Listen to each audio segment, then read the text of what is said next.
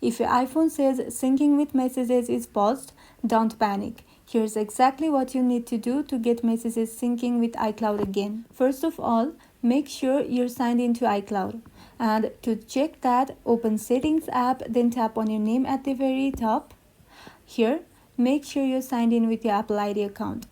If not, sign in and messages should start syncing again. Then, check iCloud settings for messages. On the same settings menu, tap on iCloud. After that, tap on See All beside the Save to iCloud or just tap on Messages. Here, make sure Use on this iPhone is toggled on. If it's off, syncing won't happen, so make sure it's turned on.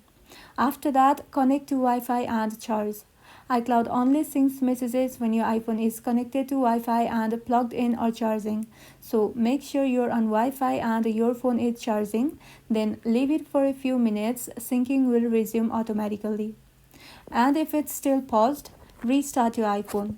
After restarting, plug in your phone, connect to Wi-Fi and check the iCloud messages status again. And that's how to fix syncing with messages is paused on iPhone.